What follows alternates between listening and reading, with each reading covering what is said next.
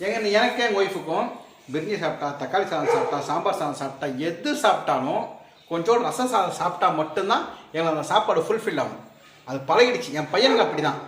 என்னதான் பிரியாணி கிண்டி சாப்பிட்டா கூட கொஞ்சோண்டு ரசம் சாதம் இருந்தாலே நல்லாயிருக்கும். இன்னைக்கு நம்ம வீட்டில் இதுதான் இன்றைக்கி லஞ்ச். உங்கள் வீட்டில் தெரிஞ்சுக்கலாமா? வாங்க சாப்பிட்லாம். மாய்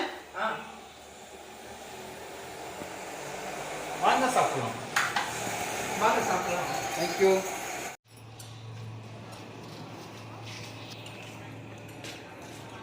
வணக்கம் வணக்கம் ஃப்ரெண்ட்ஸ், என்ன நல்லா இருக்கீங்களா?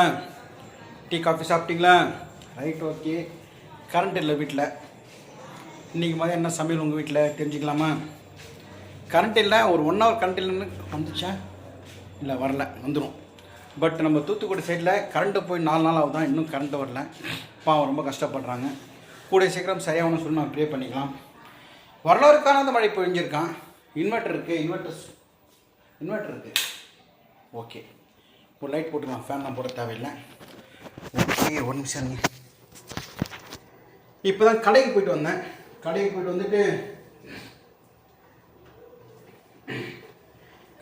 வந்தேன். நம்ம ஊரில் வந்து காய்கறி சென்னையில் என்ன ரேட்டு, உங்கள் ஊருக்கு என்ன ரேட்டுன்னு பார்க்கலாமா? Right, okay.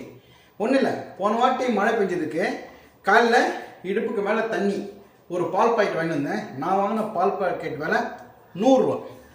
நான் அதுதான் அதிகபட்சம் நான் நினச்சிருந்தேன். பட் இங்கே 150 ரூபா வாங்கியிருக்காங்க, 180 ரூபா வாங்கியிருக்காங்க. இந்த மாதிரி சமயத்தில் பால் பாக்கெட்லாம் ஃப்ரீயாக தரணும். நம்ம போரில் ஒரு பிரியா சிஸ்டர்னு இருக்காங்க. அவங்க வீட்டாண்ட வந்து நிறைய தண்ணி. சென்னையில் தான் நடந்தது இது. ஒரு என்னது சொல்லுவாங்க, மண் வாரி போடுவாங்களா, பொக்கலைன்னா, ஓகே. அந்த மாதிரி ஒரு வண்டி வந்து இந்த வீட்டில் இருக்கிறவங்கள தூக்கின்னு போயிட்டு அந்த ஒரு தண்ணி இல்லாத இடத்துக்கு மாற்றுறதுக்கு ஒருத்தருக்கு 1000 ரூபா கேட்டிருக்காங்க. நம்ம பிரியா சிஸ்டர் சொன்னது மனசு கஷ்டமாயிடுச்சு. கவர்மெண்ட் எல்லாம் ஃப்ரீயாக பண்ண தான் சொல்கிறாங்க. பட் இது மாதிரி வாங்கியிருக்கிறாங்க. வாங்கினவங்க மனசாட்சி இருக்கா இல்லைன்னு தெரில. பார்த்துங்க எப்படி இருக்காங்க. இந்த மாதிரி சமயத்தில் தான் ஹெல்ப் பண்ணோம். பட் அவங்க பணம் வாங்கியிருக்காங்க. பால் பாக்கெட் அதிக விலை விற்றுறாங்க. தண்ணி 20 ரூபாய்க்கான 100 ரூபா விற்றுருக்காங்க.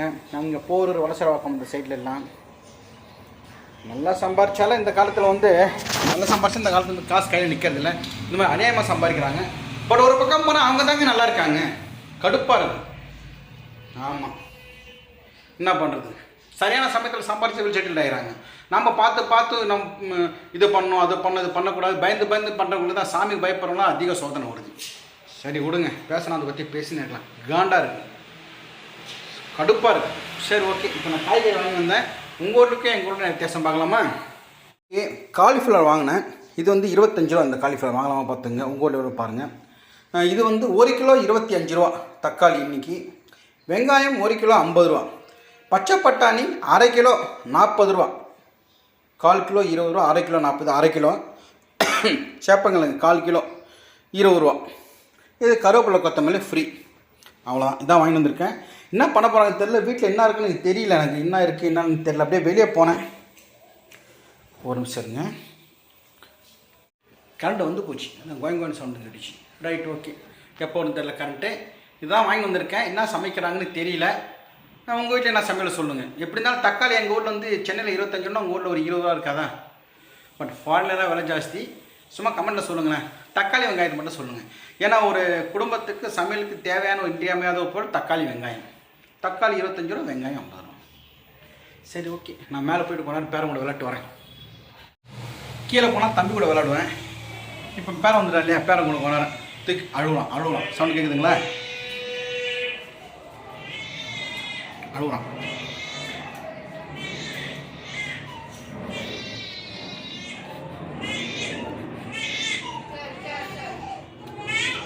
காணா விளையாடுறியா?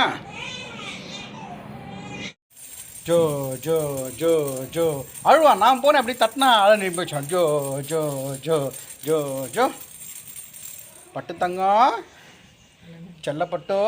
ஜோ ஜோ ஜோ அமைதியாக இருக்கான் பாருங்க. இவ்வளோ நேரம் கத்தின்னு இருந்தவன். ஜோ ஜோ ஜோ ஜோ கொஞ்ச நேரம் விளாடுவான், கொஞ்ச நேரம் சிரிப்பான், கொஞ்ச நேரம் அழுவான். அம்மாடி ஜோ குட்டி. ஜோ ஜோ ஜோ ஜோ ஜோ அமைதியாக இருப்பேன். என்கிட்ட வந்துட்டான்னா ஜோஜி குட்டிமா, பட்டு குட்டி, கண்ணு குட்டிக்கோசரா குள்ளா குட்டி. பசிட ஆரம்பிச்சு, கத்த ஆரம்பிச்சான். பஸ் வந்துச்சுன்னா கண்ட்ரோல் பண்ணணும் குழந்தைக்கு பாவம். விட்டு வரது மனசு வரல.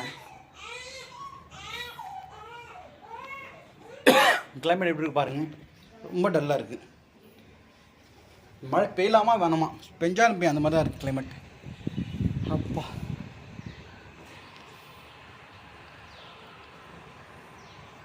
மந்தமாக இருந்துச்சுன்னா நம்ம உடம்பு மந்தமாகிடுதுல்ல சில நேரத்தில். ரைட், கீழே போகலாம். சிம்பிளாக தசியா சாம்பார் சாதம் முடிச்சாத்தோம்.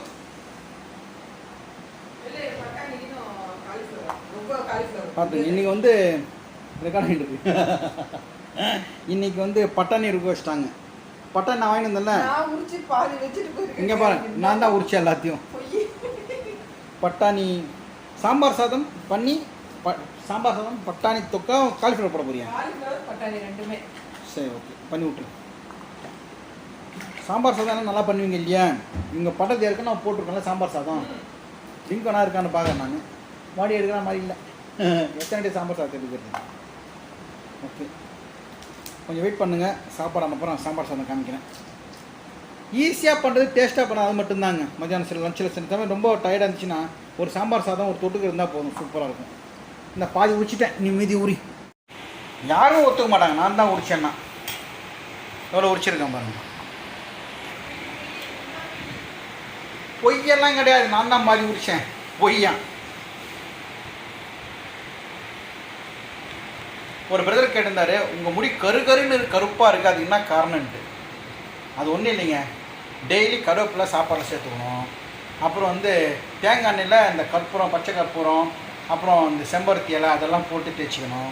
தேய்ச்சினாலும் வயசாகிடுச்சுன்னா வெள்ளை ஆக தான் செய்யும். என்ன எப்படி கருன்னு இருக்குன்னா, இண்டிகா இண்டிகா காட்ரேஜ் ஸ்கின்னெல்லாம் விட்டும். இண்டிகா 2 க்ளவுஸ் இருக்கும். நம்ம ஷாம்பு மாதிரி போட்டுன்னு அப்படியே கஜன்னு தேய்ச்சிட்டு ஒரு 5 நிமிஷம் குளிச்சுட்டு வந்தால் ஹேரில் மட்டும் அந்த பிளாக் ஒட்டுமே தவிர ஸ்கின்னில் ஒட்டாது. இங்கே பாருங்க இப்படி எப்படி இருக்குது, நல்லா இருக்குங்களா? ஒரிஜினல் ஹேர் மாதிரியே இருக்குது. ஹேர் ஒரிஜினல் தான், இது கலர் தான். எனக்கு ஒரு வயசு 53, எனக்கு கிட்டத்தட்ட ஒரு 70% ஒயிட் ஹேர் வந்துடுச்சு எனக்கு. பட் என்ன டான்ஸ் ஆட போனால் டீயாக இருக்குண்ணா, வெள்ளம்பியாக இருக்குது, டிஆர்ஸாக இருக்குது, கருப்புங்க தான் டேர் செஞ்சுருக்கு. இல்லாட்டி எப்படி தெரியுமா இருப்பேன், எங்கள் அப்பா மாதிரியே இருப்பேன் பார்க்குறதுக்கு, ஃபுல் வெள்ளை முடியோட. அஜித் சாருக்கும் எனக்கும் ஒரே வயசு தான். அஜித் சாருக்கு 52, 53 தான், எனக்கு அதுதான் ஆகும் 52, 53 தான். அதுக்குன்னு அவர் வேறு, நான் வேறு. இந்த டைலாக் யார்த்து நான் சொன்னது, விஜய் சேதுபதியோடைய பையன் ஒரு இன்டர்வியூவில் கேட்டிருந்தாங்க.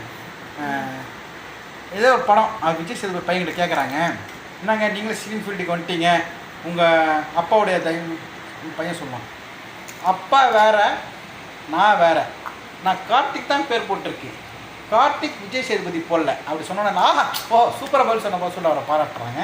எப்படிப்பா இந்த சான்ஸ் கட்சிதுன்னு கேட்டதுக்கு, அப்பா ஷூட்டிங்கில் இருந்தார், நான் சாப்பாடு எடுத்துன்னு போனேன், அப்படி எடுத்துன்னு போகிறப்போ ஒரு டேரக்டர் என்னை பார்த்துட்டு, தம்பி உன்னை நடக்க வைக்கிறேன்ப்பா சொன்னார், அப்படி சொல்லிட்டு அவன் சொன்னான்.